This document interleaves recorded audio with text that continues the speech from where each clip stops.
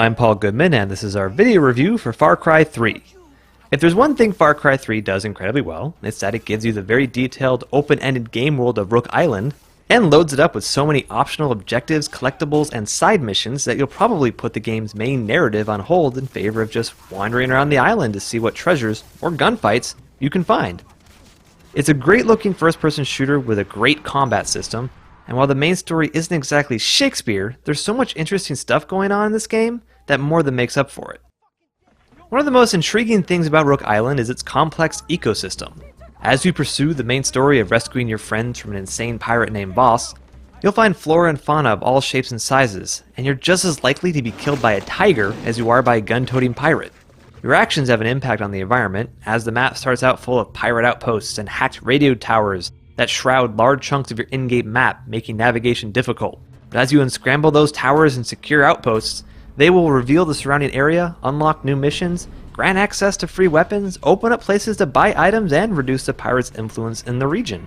It's really fascinating to see how you're directly affecting the war between the island's various factions, and there's a certain level of satisfaction that comes with watching a region transform from hostile control to being full of civilians going about their life in peace, all because of you.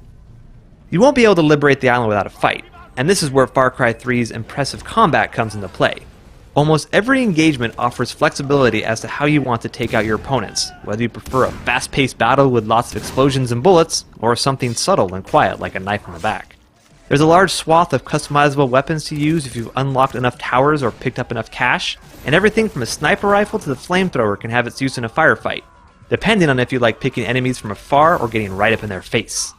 Using stealth is encouraged, as you can get in over your head if you let opponents call in reinforcements, but it's just as viable an option, and as much fun, to rush into a hostile outpost with a belt-fed LMG and go nuts. Far Cry 3 does introduce skill and crafting systems for improving your abilities and making equipment. Completing missions and killing enemies will grant you skill points to use on various perks that'll increase your health, damage resistance, or allow you to pull off nifty one-shot kill moves like stabbing a guy, arming a grenade in his belt, and then kicking him at his friends. The skill system isn't as involved as other RPGs, and certain skills will be locked depending on where you are in the story, but you don't have to purchase every ability available, and can focus on just whatever options you feel will benefit the kind of playstyle you prefer. The crafting system is oriented around making items to support you in your adventure, and you'll spend some time hunting and skinning various wild animals for materials, along with foraging for plants to make syringes that either heal you or give you temporary bonuses like detecting enemies through walls. It may sound like busy work at first, but it's actually fun to take a break from the main game to go hunting for deer or sharks so you can make a bigger backpack or ammo pouch. Just like the skill system, you can get through the game without having to craft every single upgrade or type of syringe. It all comes down to your preference. Far Cry 3 also includes a robust multiplayer component with a Call of Duty style leveling system that'll unlock new weapons, equipment, and ally boosting abilities as you play. The game modes are all team-based and focus on capturing objectives or getting the most points for your side, and the frantic firefights can really get your blood pumping as you and your team rush to capture a control point or set fire to the opposing team's fuel depot.